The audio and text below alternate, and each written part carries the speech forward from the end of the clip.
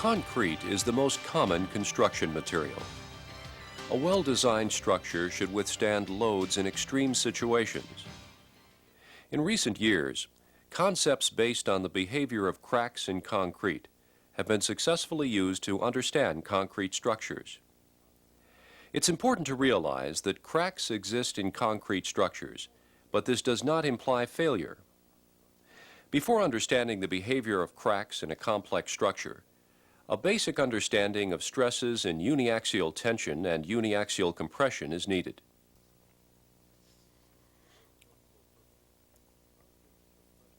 For most structural purposes, concrete's compressive strength is its most valuable asset. The compressive strength of concrete is determined by testing cylinders in a machine that records the maximum applied load before failure. To perform the basic compression test, the load is increased at a constant rate. When the peak load is reached, the cylinder is quickly crushed, since no additional load can be carried.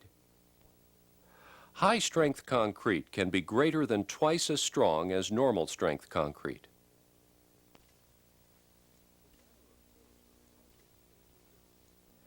The manner of failure is also distinctly different. In normal-strength concrete, cracks propagate around the aggregates. But in high-strength concrete, the cracks pass right through the aggregates. Here is a high-strength concrete cylinder failing in slow motion. How can we make this failure happen in a more controlled manner? Notice how the cylinder expands very rapidly in the middle. The rate of lateral expansion can be controlled by measuring the circumference with a special gauge wrapped around the specimen. Using the signal from the gauge to control deformation, the machine controls the circumferential expansion of the cylinder. This type of test control is called closed-loop testing. The test machine expects a specific value from the gauge. If the actual value measured by the gauge is larger or smaller than what it should be, then the test machine sends a signal instructing the piston to move up or down. In this way, the test machine makes the gauge open or close in order to reach the expected value, forming a complete loop. The test machine reads the gauge value and adjusts the piston thousands of times per second.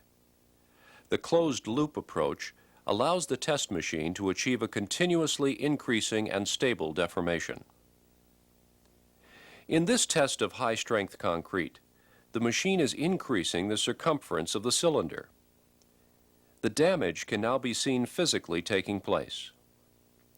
The graph shows the stress versus circumferential displacement, and the test is beyond the peak load, which was the point of failure in the previous tests. This graph of the axial stress-strain curves shows that high-strength concrete is more brittle. Brittleness is related to the shape of the curve after the peak load. This region of the stress-strain curve is called the post-peak region. It is important because it accounts for a significant portion of the absorbed energy during the fracture process. The amount of energy absorbed during the failure of the concrete is found by measuring the area under the stress-strain curve and multiplying by the specimen volume. For the normal strength concrete, the compression fracture energy is 0.17 Newton millimeters. And for the high-strength concrete, this value is 0.36 Newton millimeters. So while the high-strength concrete has 3 times the strength of the normal concrete, it can absorb only about twice as much energy. Now let's consider a concrete plate under uniaxial tension. How will it fail? Will it break with one straight crack, one jagged crack, or more than one crack? In this test, the machine increases the load continuously.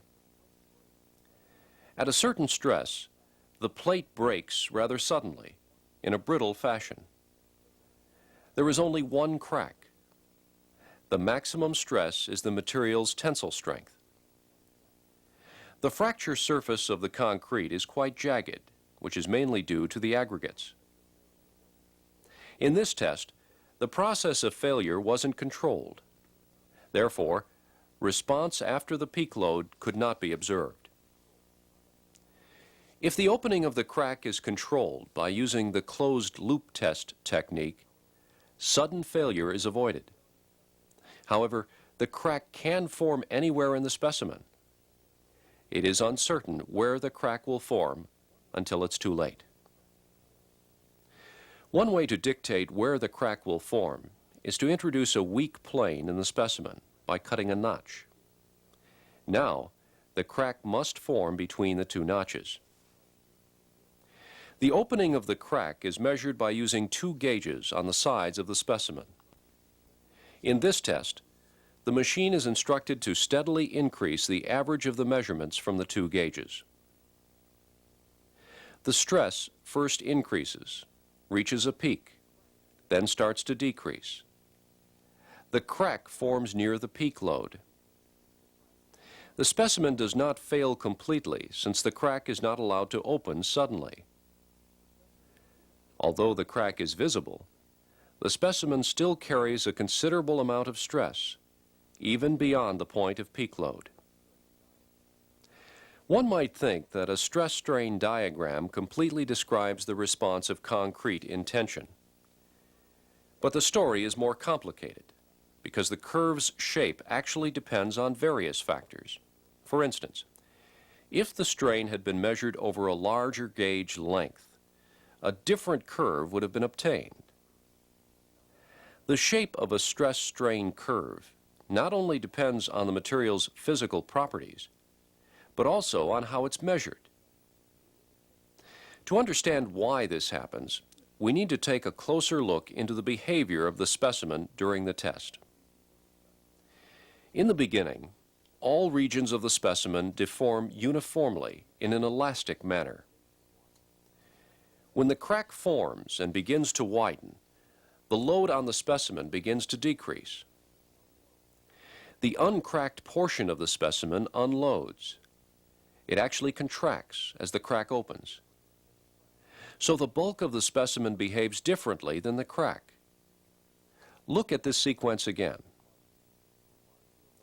When the gauge length is larger, a larger amount of contraction of the bulk specimen is included in the deformation recorded by the gauge. This is the source of the dependence of strain on the gauge length. It turns out that the behavior of the specimen can be represented by a stress-strain diagram for the bulk specimen and a stress versus crack width diagram for the crack. Both of these relationships are considered material properties, and both are necessary for describing the overall behavior of the specimen. It is important to know how cracks form in concrete. The larger visible cracks seen on the surface of the material actually develop from very tiny cracks, called microcracks. In order to see these microcracks, techniques and equipment that can detect very small deformations are needed. One method is called electronic speckle pattern interferometry, or ESPI. This is a very sensitive and accurate method for observing displacements in the sub-micron range, which occur on the surface of the specimen. The basic principle of its operation is the interference of coherent light supplied by a laser. As this specimen is subjected to an increasing tension force, a fringe pattern created by the laser is seen through a computerized imaging system. All points that lie on a given fringe have an identical displacement value. The tension force increases as the specimen is constantly pulled in a horizontal direction. Changes in the fringe pattern occur as the displacement field on the surface of the specimen reacts to the increasing tension force. Cracks are very easy to see from the fringe pattern because they introduce discontinuities in the basic pattern. As the load increases, more microcracks appear in the specimen. These micro cracks are still too small to be seen by the naked eye. Eventually, some of the micro cracks join to form a major crack. The formation of the major crack is actually a coalescence of micro cracks. This is an important point to remember when considering how cracks form. Since ESPI is an optical technique, it can only measure changes on the surface. Another method, such as acoustic emission, can be used to understand what's going on inside the specimen. With acoustic emission, sensors act like tiny microphones to listen for the sound of microcracks forming inside the specimen. As a microcrack forms, energy is released in the form of acoustic waves. Researchers can pinpoint the location of the microcrack by measuring the time it takes for the acoustic wave to reach each of the sensors. This technique is similar to determining the epicenter and severity of earthquakes through seismograph data. The process of microcrack coalescence and formation of major cracking can also be observed from acoustic emission data. The mechanics of fracture have been discussed, including the fracture of concrete in tension and in compression. It was seen that by using closed-loop testing techniques, fracture can be forced to occur slowly and controllably.